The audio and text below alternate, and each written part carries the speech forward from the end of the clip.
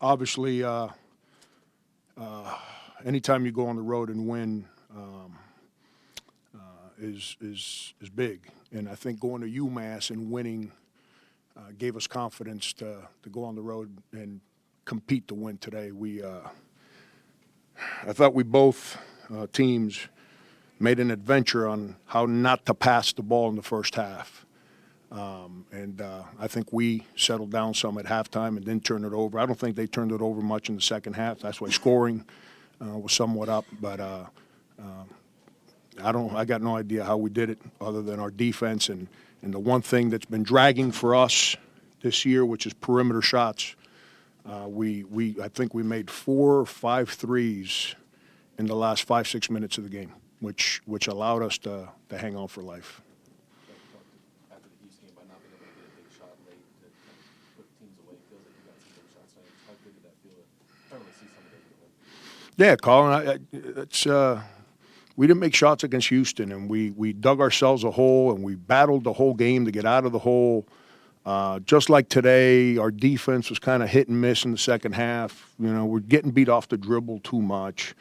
But we were able to score. I didn't think Mike played very well in the first half. I thought Mike was tremendous in the second half. And that's what you need from seniors, because he's rock solid defensively, but we need him to be more aggressive on offense. And and I haven't been very happy with Jair and Alonzo. They're great kids, but I haven't been happy with the energy and enthusiasm that they've been trying to play with. I don't think neither one's been very passionate about the opportunity. I have no idea why, because I was around those guys last year, and they weren't like that last year. But give them credit. They in the second half, they both played with tremendous energy and courage and helped us win. 8 of 18 from 3. Jair hit a couple big ones. You haven't shot that well all season from 3. How big was that for you?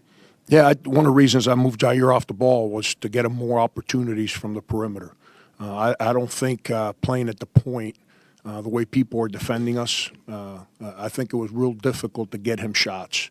And by putting A.J. at the point, I think it puts the ball in the hands of A.J., who's very aggressive on offense, and then allows us to be more aggressive as we run. We just need Jair's a shot maker. Jair can really shoot the basketball. We need him to – I keep using the word aggressive. It's not – he's just got to have an enthusiasm for what we're doing, a sense of, like, come on. And he's a laid-back kid in life. And I'm asking him to be aggressive on the court. And so somehow, some way, we will figure each other out and get to a happy medium, I guess. But Jermaine can shoot. Jermaine made a big 3. Jermaine hasn't made a 3 since Cleveland State, I think. And, he made a big 3 in a crucial possession of the game because they were kind of scoring, and they kept scoring. And if we hadn't scored, then they might score again. And now it's 5, and it's different. But we kept that game at that 8, 9, 7, 10, 12. And but proud of those guys for making shots. Just one of the things you did differently today, including Nathan Nelson was the second guy off the bench. You zoned a little more today. Yeah. What was that? Just a product of the self-scouting you guys did over this break, or was that for this particular matchup? Yeah, a lot of what we talked about early in the week when we met. I'm talking about when I met with you guys. We really utilized. I felt like a football coach. I can kind of self-evaluate for a couple days. Because we weren't concerned with the next opponent immediately, I'm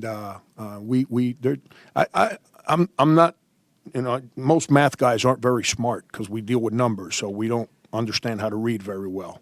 But I'm not the dumbest guy in the room either, and whatever we were doing was not being very productive. So I thought we had to make some changes and credit the guys because no one hung their head. And Nathan's been great in practice, and he deserved the right to play. Right, that's one of the things that I reevaluated last Sunday and Monday. He's got to grow up. He still thinks he's in high school, so sometimes he just zones out in the middle of a possession, and you have no idea why. But he brings an athleticism and aggression and enthusiasm that we were lacking. Once again, I spent some time with him this week because We had a long 6 days, so you can actually engage in conversations that are not just about winning and losing games. It's about them, and I thought he's had the most consistent week of practice he's had in a while. And but we need his enthusiasm. Now coaches don't like playing freshmen too much because they kind of have breakdowns. Their focus is not as good as it needs to be. That's why so many teams with so many freshmen don't win very often, but or as often as they should. Let's reword it that way. But he brings an enthusiasm that our team was lacking, and he played well. And then he started cramping, and then I got no idea why he cramped. On Thursday, you brought up personality, and you were hopeful that a game like this could bring some of that out. Yeah, that's why I changed some stuff around. But I'm not a very good basketball coach when I'm around passive people. I'm not a good worker when I'm around passive people. I need people that play with aggression and enthusiasm and discipline and the challenge to grow. And I didn't think we were doing that real well. And that's why I changed some stuff around, because I need to be able to coach. I need to be able to help teams win during games, not fight guys to play with more enthusiasm and more discipline. And so I thought we played with some – defensively, I thought we were a lot better than we've been lately. We had some breakdowns, but that's going to happen when you play an ACC school. They made the plays and attacked us, but we didn't allow a breakdown to create a draining of enthusiasm from the team. We had guys encouraged. There was one timeout that I got after somebody pretty good in the timeout, and the players were big time. They picked each other up. They got to me like, come on, man, let's go win this thing. And I haven't had that in a month, and it was fun to be around that. Ending a 3-game losing streak to your in-state rival, what kind of confidence does your team get just from that win emotionally? Yeah, it's. I think our guys were excited about playing this game. They usually are. I think we as a staff did a better job of making our guys understand the importance of this game. Everything in life is about not so much about what I care about, but what's important to others that are with me. And I think this game's very important to a lot of people. And I've probably done a real bad job my first 7 years of representing that to our players, who the majority are not from South Carolina. And I think our staff did a much better job with that this year. And I think our guys understood that we just lost by 20 at home to Houston. And like I told the media on Monday, we're all right. We're 6-4. We got 2 great opportunities at 2 ACC schools.